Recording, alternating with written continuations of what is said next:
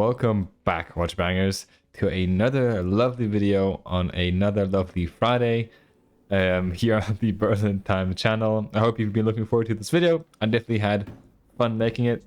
And yeah, I say we just jump right in. So it is currently 10:54 here. And I'll just put this humongous watch to the side so I can actually get the actual watch for the video, which is this pretty old little thing.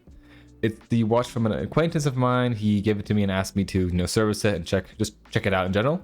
And as you will see, it has a bunch of little quirks and some cool history. So just stay around. Now, this is a Dugena Calendar Tropica, which is pretty ironic because the dial is pretty tropical. It's pretty patina'ed, as you can see. There's some little like scrape marks / damages on the right because someone pressed on the arrow hands too deep, probably a few years ago. There's a lot of wear and tear on the case, a lot of grime, a worn out crown where you can see that the plating has come off, and a crystal damage / crack on the bottom right, which will need replacement. But all in all, it's ticking healthily, and as you can see, there's also some damage on the case. There's some pretty big scratches on the lugs, and this part in particular of the case, there's some very big like scratch marks, I'd say. And as you can see, a lot of grime, so this crystal will definitely need to get taken off. But all in all, I'd say that I'll leave the case intact because as the dial is also pretty vintage and pretty patinaed, I think it fits nicely with the case aesthetic all in all. So yeah, it wouldn't make sense to finish this up because it just wouldn't look nice. And in my opinion, the watch just looks fantastic. Yeah. So going to the case pack, you can see that there's this little funny pattern on the case back, meaning that someone had a NATO strap on this for quite a while.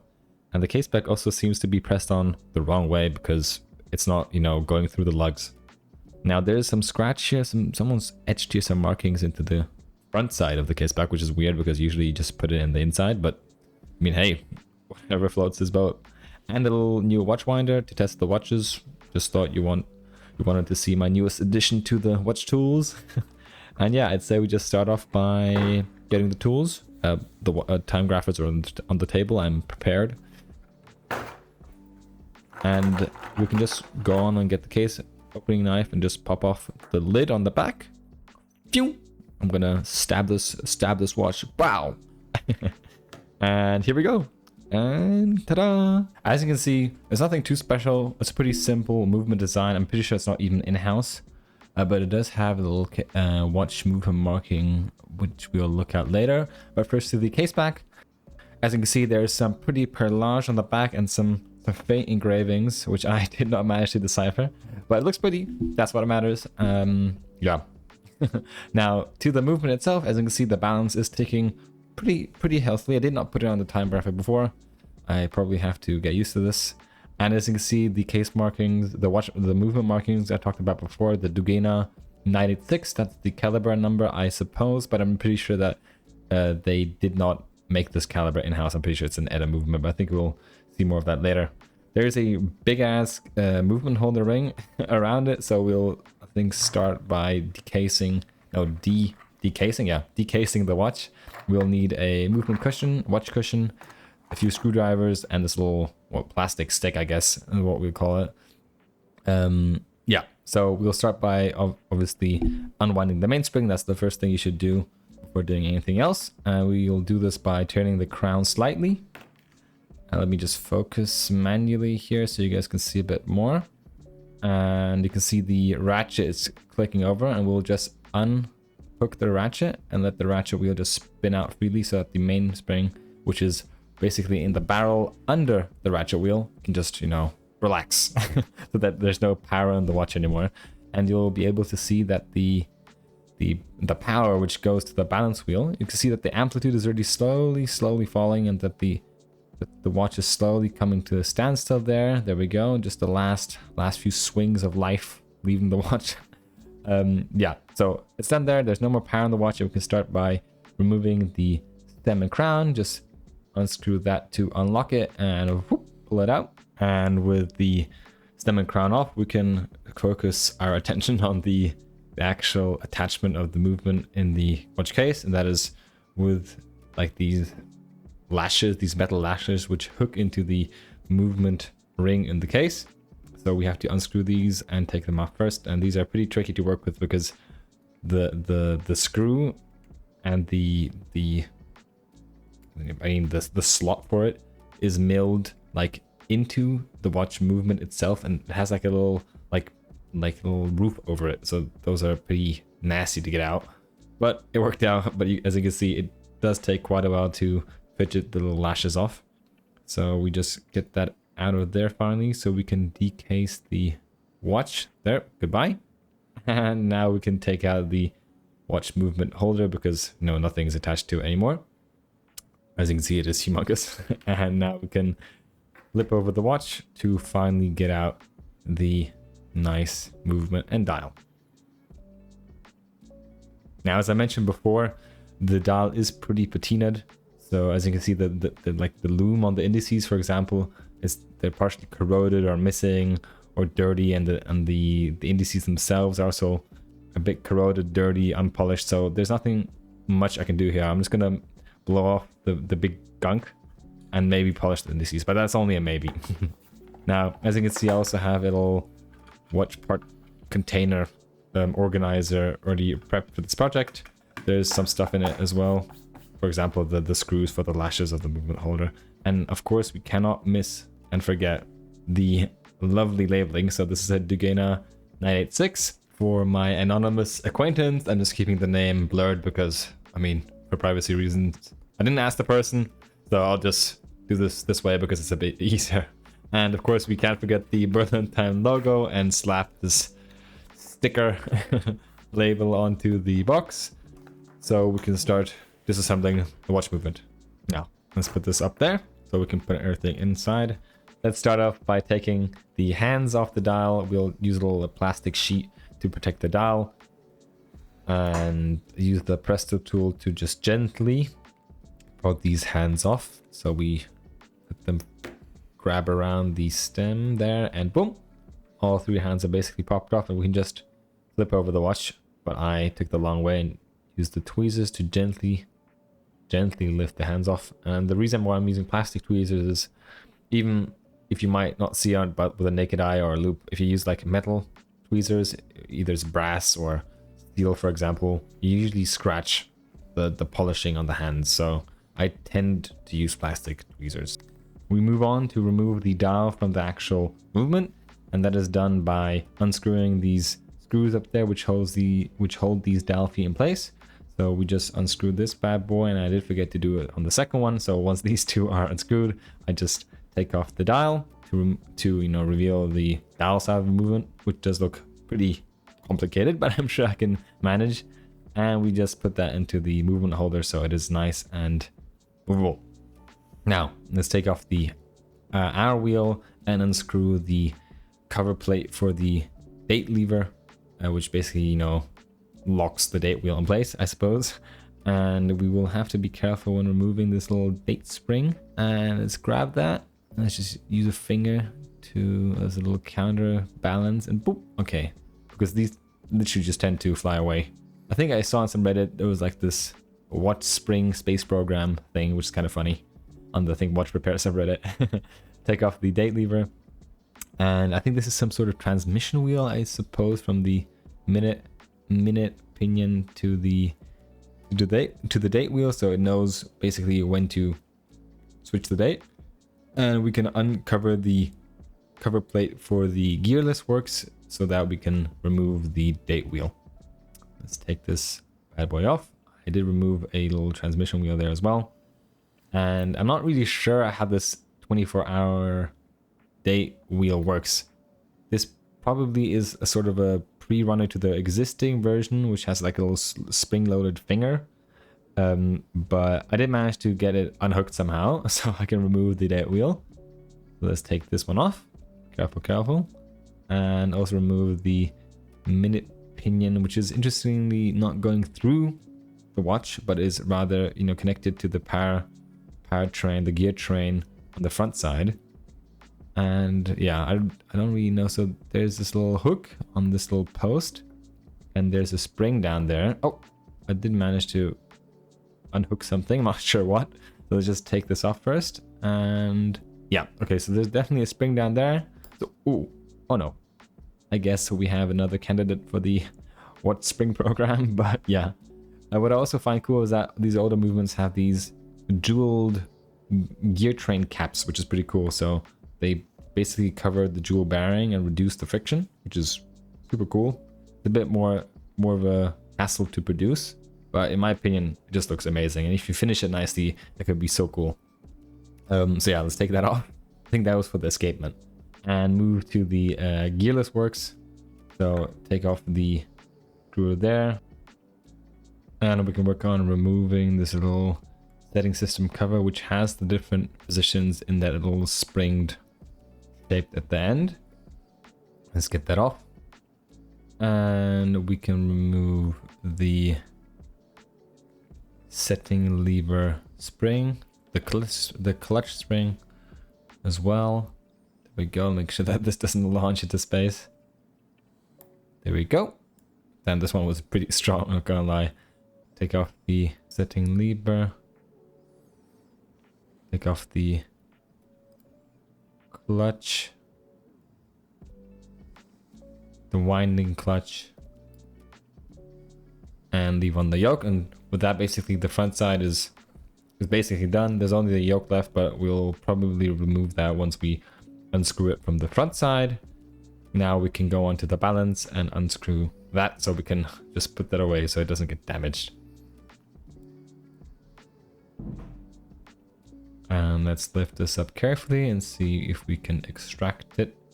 Let's turn it out so the jewel impulse jewels out of position with the anchor, but the balance does seem to be quite heavy, so I can't get it. I do find it a bit risky having the balance spring fall down like that due to the weight of the balance itself. Let's just sandwich it between my tweezers here carefully. And let's try again. Here we go. Okay, and let's slowly put it away. Make sure not to bend it off. And as I predicted, this was not a in-house caliber, but this is an ETA 2408 movement. So I think if there is a need to replace some parts, I can definitely get them. A small little ratchet wheel screw which popped off there. And let's just leverage that out. Take that off. Remove the winding wheel from the winding system as well. After that, make sure that sometimes these winding wheels have a reverse tap, so you don't just break that off. And we can move on to the click and start by taking off the click spring and the click which presses into the ratchet and does the actual click sound. And I do want to mention the lovely shape of this milled click groove. I only showed it for a second, but it looked very cool. You know, it's not very traditional. I like the design, so yeah. Now we can move on to the gear train bridge here. I don't know why I started with this. I should have gone for the pallet fork first, but I guess I just have to stick with it. And we can go ahead and move the second wheel, third wheel, the escapement wheel, and then move on to the pallet fork. And I also want to say that I love this design of the pallet fork bridge, because it's like a one-sided connection, which is pretty nice. Not like the typical, the bridge shape. It's more like a cock design, so like a balance cock, because that's also screwed on one side. I'm not sure if that's what you would call it in English. If you do have the terminology, please do correct me. But yeah, I just like that. And let's take off the pallet fork and move on to the mainspring, the barrel bridge. I'm sorry.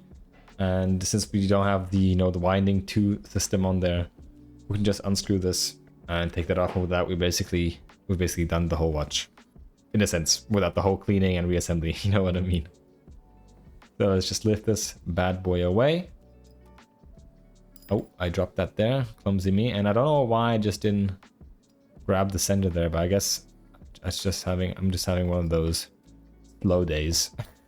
So, but it worked out in the end. Just grab the barrel here and take off the fourth wheel and the screw for the setting lever and the setting lever itself. If he wants to go, please. There we go. And with that, we basically done the whole watch.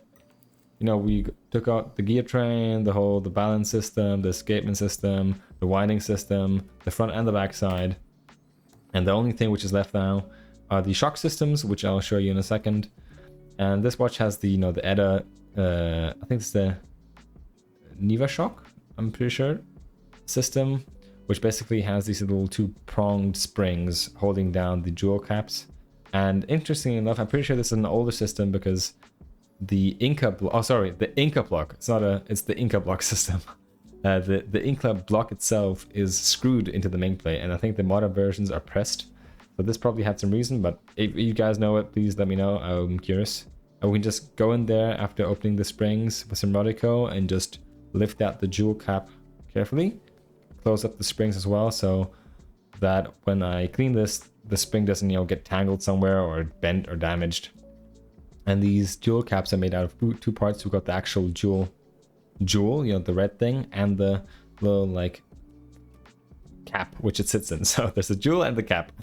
And these basically ensure that the watch is shock protected to a certain extent, and that technically there's a bit less friction.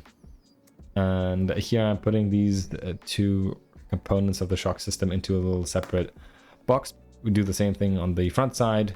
Lift up the Incabloc spring.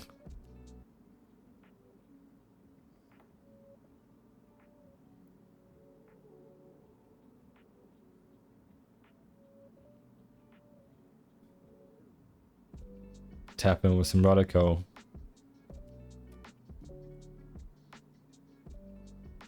Close up the spring again so that this main plate is basically ready to get cleaned. Make sure that the caps are in safety. Coming to the case, I thought that I could just, you know, polish this crystal up, but as I said, there's this big scratch on the bottom. It's basically a crack. So I think we'll go ahead and press out this crystal. I'll just use my hands here for this. You don't need a crystal press, just pop it out. And this crystal is a bit special. It has something called a tension ring around it, so it's basically a little metal ring which compresses, it expands against the watch case, and technically this makes it a bit waterproof as well. So, well, I mean, more waterproof than a traditional acrylic crystal. But yeah, to rebuy it, I'm just measuring the outer diameter. This is around 32 millimeters, I think. Yep, and I think I'll just order it online over Boli. And I'll just double check and check the watch case diameter, so basically where this crystal sits. Another good suggestion if anybody is a bit, you know, lost with crystal sizes. I still am lost. I'm always very insecure about the crystal sizes I buy. And before we can actually finish the cleaning process, I'll just go to the main plate again and start by, you know, cleaning the bearings, the jewels a bit with this wooden cleaning stick, this pith wood. And I'm just going to do the time lapse of the front and the back side so you guys can see that I'm thoroughly cleaning every jewel. And this usually just makes sure that, you know, any thick gunk which doesn't go away in the cleaning machine is taken care of. Now a quick peek into the barrel to check out the mainspring. And let's see if these needs any cleaning or replacement as well. Oh, it looks kind of nasty. I think I'll probably have to take this out as well. Yeah, so let's just do that as well. We can start by popping off the arbor here in the middle. Let's use a pretty sturdy pair of tweezers, and I like turning the barrel basically counterclockwise, and that usually lets it, you know, slip out of the mainspring. Take this out, and then we can unwind the mainspring. Basically, we lift out the first coil, the second coil of the mainspring itself, and just use our hands to slowly pry each winding out of the barrel. I'll just do a little quick time lapse here as well, and you'll see that at the end has the most power, so careful with that. And with that, the mainspring, the barrel is basically disassembled. You can see that there is some, you know, slight deformation on the mainspring itself. There is also some bending in the vertical axis. It's not completely flat, but this is the only spring I have right now. But the mainspring hook is fine. This is basically what hooks into the barrel itself. And so yeah, that's all disassembled. Now we can clean anything. I've got my trusty old cleaning basket, which is refusing to open and work, but I have forced it. So we have all the parts here, and we'll just load it into the cleaning baskets. So yeah, you guys have seen this process many times. You've also seen it develop, you know, as I progress from hand cleaning to machine cleaning. At some point, I'll just do a mental cleaning, and so yeah, we have our machine here, my good old Gasket cleaning machine, and just checking if it's completely tightened here. And yeah, so we'll just give this a good cleaning. I think this is going to be like 10 minutes in the cleaning fluid, and then 2 rinses of 7 minutes, and enjoy the time lapse. But yeah, I hope you guys are doing well. This is the time where I can actually speak a bit. Sorry for the long pause, but I do have a new camera now. This is also some old footage. I'm also voice overing, I guess. So I do plan on making more videos. I'm just busy. It's very exhausting being an adult. But yeah. So that's the second rinse there. I'm just gonna make sure that the cleaning fluids fly off there and they don't contaminate the second rinse. This is the only downside of the machine, in my opinion, is that it doesn't have like a designated cleaning cycle after each, you know, cleaning bath to, you know, make sure that all the rest fluids are scattered away. But I mean, it does the job, and I'm broke, so we'll just use this. So that's the last cycle. Oh, that's the last cycle. I'll just make sure that it's completely as dry as possible here. Give it another quick rinse off in there, and then we can just take it out of the vicinity of any fluid and use our trusty drying method, the hair dryer. Yeah, you guys can watch this or skip another like 20 seconds and then I'm done with this.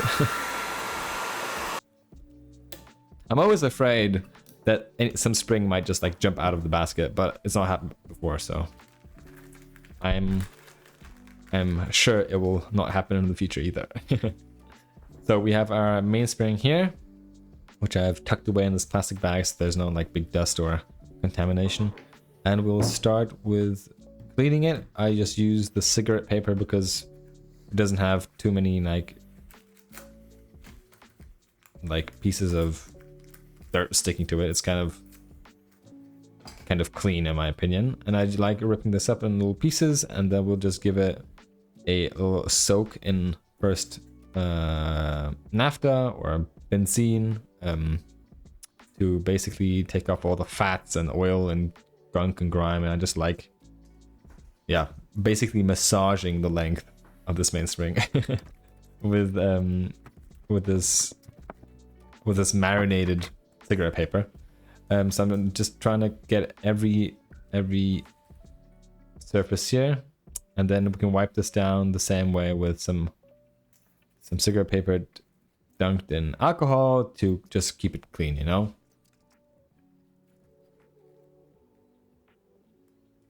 And just make sure not to like scratch the surface of these mainsprings, because I'm not sure if this is an old one, but maybe this is out of the newer alloy called Niva Flex. So yeah, now we can wind this back into the cleaned mainspring barrel, and for that we'll use some HP 1300, and I like just coating the bottom of the mainspring barrel, the inside of it, with it, so you know it just has a bit less friction. And we'll use my good old trusty mainspring grinders, and I think I'll use this, of course, the hand piece, and the size 9. I think should look. I'll just test it out quickly. Yeah, doesn't look too bad here.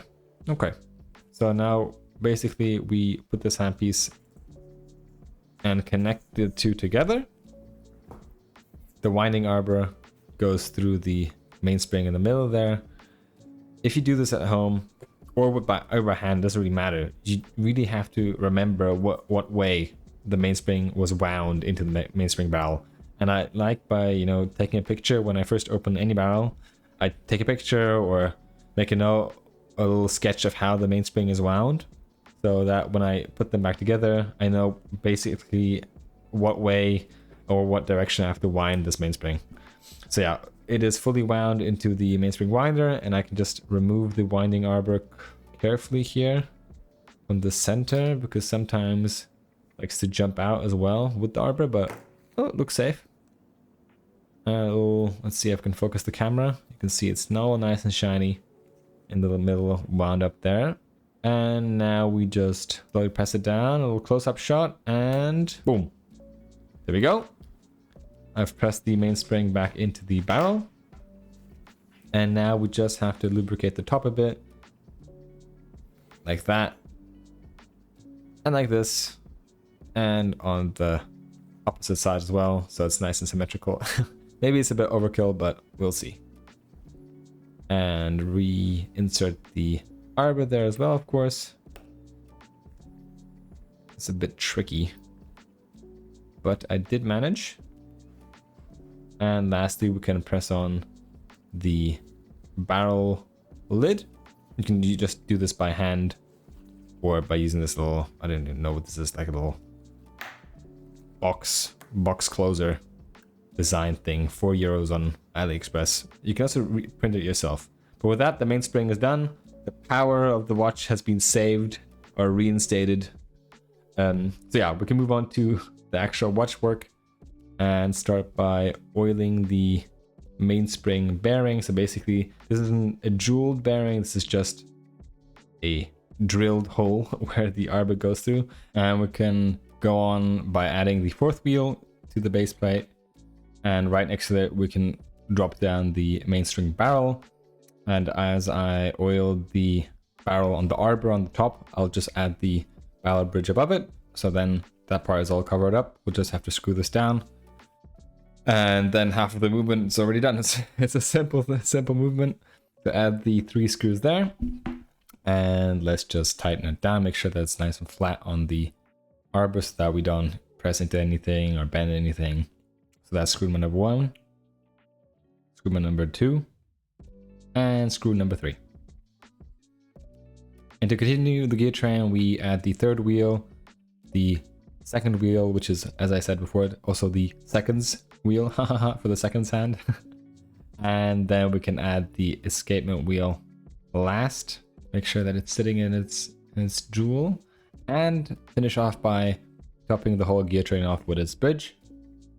And make sure that all the wheels are in the jewels. It looks pretty nice. We can tighten this down, and then we can just give the mainspring barrel a little push, just like so. And we can see if the gear train moves.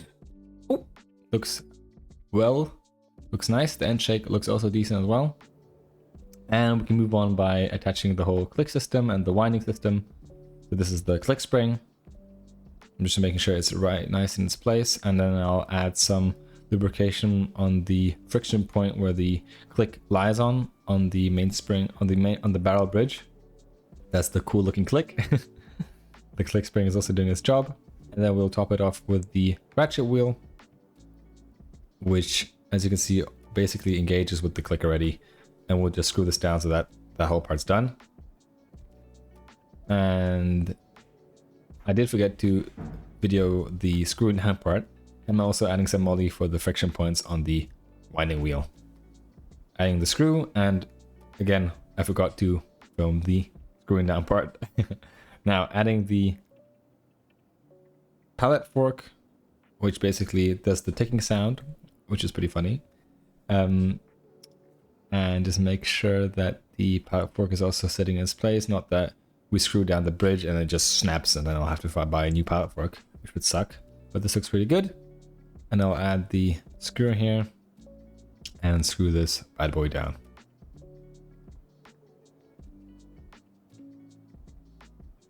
Now, the backside is almost basically done. So we just focus on the front side now. This is the whole setting system, the calendar system, the shock system as well here. So we'll just look at this now. So we start by the setting system. we can first put some lubrication on this little pivot where the setting wheel comes on, and a little lubrication for the pivot for the setting lever. I'll have to screw this down from the back side because I just forgot. Usually you start with the setting system, but I just did the wrong way, I guess. So as you can see, this turns nicely on the pivot, and we can go on by adding some lubrication on the little corner here of the main plate, because that's where the winding wheel sits, and sometimes it does have some movement and it does like to rub against it. So then we add the clutch, which interacts with the winding wheel, and add the stem, which basically connects all these components together and lets me and you set the time and wind the watch.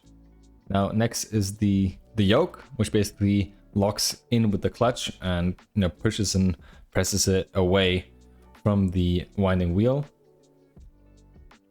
So just like this, and then we'll have the yoke spring, which basically allows it to do that sliding motion when you pull the crown. Let's use some of these little plastic pens to help me put this back in its place. And as you can see, the yoke did fall out of the clutch there. I'll have to reattach it later or in a bit. But first I'll put the setting lever jumper in its place above it, so that the whole setting system is basically covered. And of course the little setting wheel translates the power to the whole hour hand to set the watch. But to that later, we can just screw this down and it jumps nicely. You can see that the different positions are allowed with the setting lever spring there, and it does the satisfying sound. And as you can see, if you flip around, the winding system also works, and the click is also working nicely with the ratchet wheel. We'll just wind it a bit for later, because we can test the escapement a bit here. If it smoothly jumps from side to side, and looks pretty decent here. But we only find out later when we add the balance wheel, see how well the watch works. But yeah, I'm satisfied. Now, to test this out, we can, as I said before, add the balance. Just make sure that it fits nicely in its place and that the spring isn't too mangled up when we try to put it back on the base plate. Add the screw, and normally the watch would start ticking now if there wouldn't be any problems. It's not ticking now because we don't have the shock systems installed, because the shock systems, they do reduce a good amount of friction. So to complete these little shock absorbing packages, as I'd call them now, I'll just add some oil to the underside of this cap jewel. This is 9010. This is the oil with the lowest viscosity, so it's very thin, as I'd say. And this little droplet on the back side here, and I'll add the cap from the top to complete the package. Oh, I dropped it a bit next to it, but I think I can save it. Just make sure that these are overlapping nicely, and then I'll try to flip it around to check it out if it's fine, just like so. Looks decent. Okay, so we can just use this and take this and add this onto the top of the balance, just to make sure that you're having the right cap jewel on the right side, because sometimes they do have a different thickness and then the shock system won't work properly. And to make sure that this is properly installed and all nice and neat and secured in the balance and the Incabloc shock setting, we'll just put this spring in place. Make sure that both prongs are nicely and snugly fit in there. And as I'm already on the side, I'll just oil the gear train. That's some 9010 on the second hand. That's some 9010 on the escapement wheel. Some 9010 on the third wheel. I'm sorry. And then I'm adding some HP 1300 on the fourth wheel. And to finish the lubrication on the backside, as you can see, the watch is ticking now because there's less friction on the lower side. The balance is basically running on the lower shock setting, and as there's very little friction, it's actually moving and translating the power from the gear train and escapement to the balance. Now, I've added the second shock setting. I've done this exactly same thing. Or the cap jewel, added the package, closed the package, and I just showed a little special feature about this. This is a little jewel cap, as I'd like to call it, of the gear train, and this is basically sitting on the escapement wheel. It's pretty rare for modern watches, or well, like in middle class watches, probably some super high-end independent watches probably have these. But this is a jewel cap, and I've just added some oil on the jewel cap, so you know it has some lubrication. I'm just gonna add it on the oil bearing, on the pivot bearing of the escapement wheel, and screw it down, and this will also reduce the friction and lubricate at the same time. It's a pretty cool invention in my opinion, and I find it pretty sad that they don't put this into modern watches. Now, add some lubrication to the rest of the gear train, some HP 1300 for the fourth wheel, some 9010 for the third wheel, and yeah, with that, a lot has been lubricated. Yeah, I'll just let this run in for a bit, and while that is going and spreading the lubrication nicely, I'll try to reassemble the calendar system. So we have this big ass spring, which definitely comes here. I'm very sure about this. I'm using my plastic pens again to make sure that it's fit in place and doesn't jump away. I'll lubricate the end here because this is probably what interacts with a piece of metal of the calendar jumper, I'd say. Oil the pivot where part of the system will go on. I'm using thick oil, so HP 1300, and I'm adding some moldy coat on the bottom there because I think one of the levers interacts there, the big one there on the side. And now I'm trying to piddle in this lever under the post and put the... Oh, was it that easy? Okay. Let's just see if that works. Yeah, looks like that's what did the trick. So it presses against here and that moves as along there. Okay, well, let's just see if it works. Let's add the date ring to the front side and finish off the whole setting system by adding some lubrication on the friction point of one of the setting wheels, one of the intermediary wheels, and the hour wheel post there in the middle.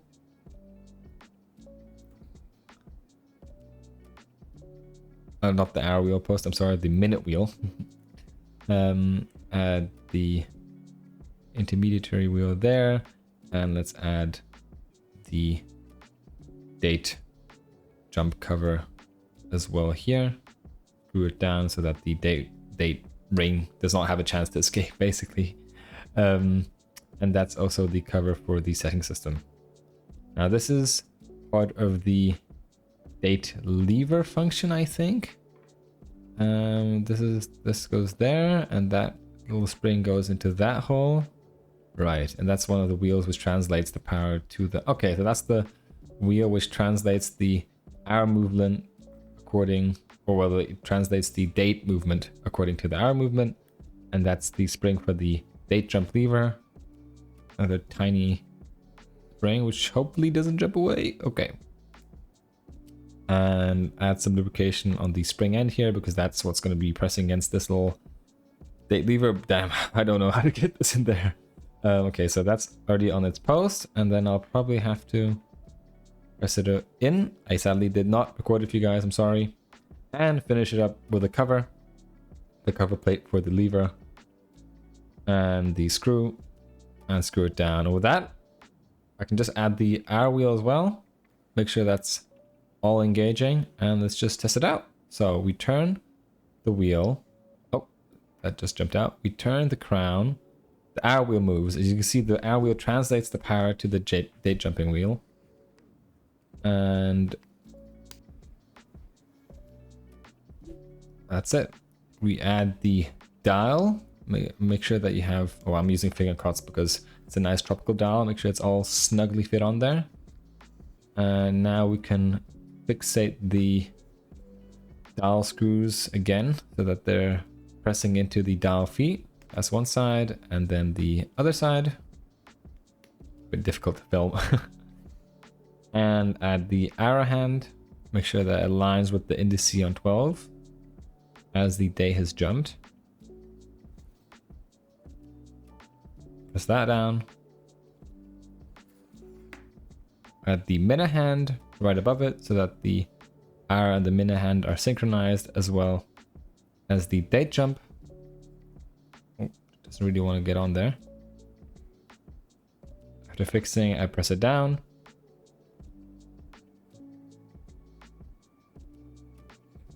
And then lastly, I can just add the seconds hand. I really love the square second tube body finish. It looked great in my opinion. It's a very nice little detail that you also rarely see today. And press that down. And with that, it's all set, and I can just test the hour setting. As you can see, the hours overlap with the minutes, which is already a good thing. And let's just check the date jump. 6 o'clock is also nice. And as you can see, the date wheel is not moving yet, so this is 12 in the afternoon. So let's just do it again. Whee! I'm definitely not wasting your time here. Okay, and the autofocus is going like crazy, and let's just see if it starts turning. Let's see. Autofocus, please. Thank you. I see the date wheel slowly turning. Oh, and it jumped a bit before 12. In my opinion, it's fine for an old watch. Plus, there are tolerances.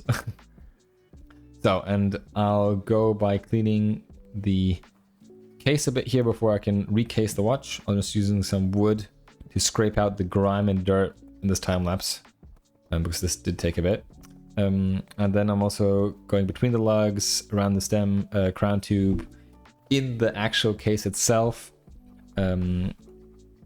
where the case back gets pressed on, where the crystal gets pressed on, and then I'll just give this a little rinse in the ultrasonic bath to make sure that there's definitely no residue. So the case back, the movement ring, and boop.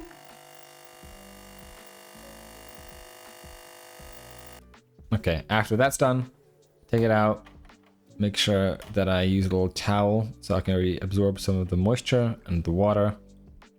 And then I'll just have to blow dry this off so that it's nice and clean. But I'm done this off camera, and now I'm ready to install the new crystal. As you can see, it's already nice and shiny lying in the bottom right there. And I'll just use my crystal press here, my cheap Chinese crystal press, to press this in, because as this watch is a tension crystals have to get pressed in comparison to normal acrylic crystals. So I'll just put a little piece of plastic in between and press down with the appropriate die and make sure it's nice and tight in there. Okay, I think that should do the trick. Let's just lift it up and check close up. Okay, it looks pretty even on all sides. So I think this is good to go. Great. Okay, that already looks so much better. Now we can just slide this over the actual movement itself and flip the movement cushion so that the movement falls into the case. And then we'll add the movement ring, like so. Make sure that the stem also has its little tunnel to get into the movement. Add the movement holder clasps, which grab into the movement ring on the one side, and on the second side it was much easier getting these in than getting them out, I might add.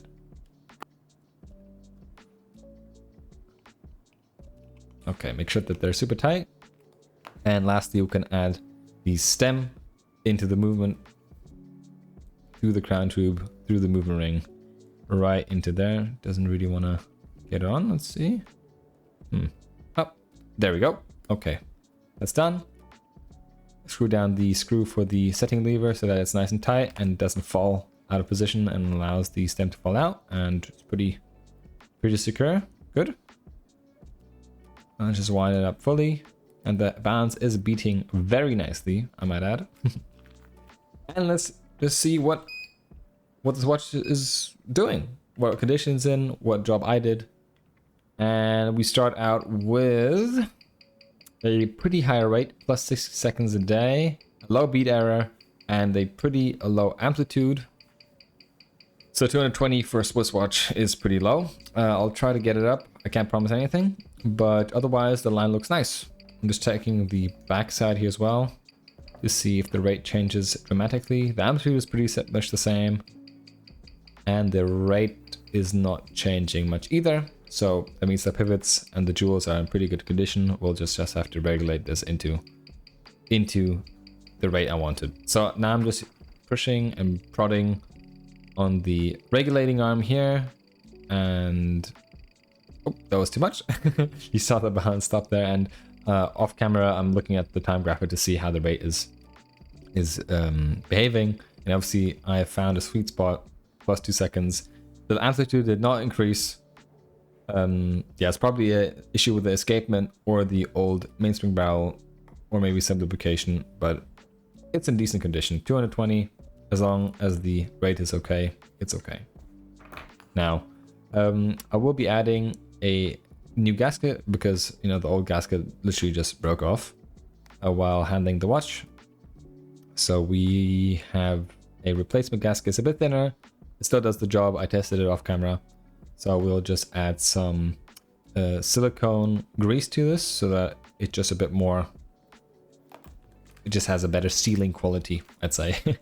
Just put this on some plastic, add the grease, and just run the gasket through the plastic and thus the grease. And this, I just like doing this because I have the impression that it spreads the grease evenly across the rubber.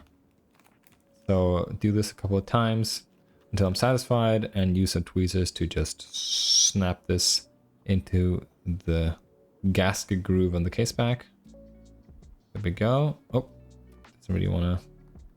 There we go. It's a bit tight, but it'll do its job. There we go. And let's just add a little marking to know when this was lastly serviced. 3rd, so March 23rd in Berlin. Not March, yeah, March 2023 in Berlin, because we are Berlin time. And with that, the case back is done, and we can just add this onto the watch back, and then we'll just press down, and you can hear it snap. There we go. And with that, the casing is done, and I'm just making sure that this is all actually finished. And damn, that is quite the glow up in my opinion. Hands turn nicely. Yeah, it's ticking nicely, and the hand placement is also great. I mean, what a fun project to work on, and my first tropical dial watch. I'm surprisingly pleased how this turned out. Yeah, enjoy the B-roll. Yeah.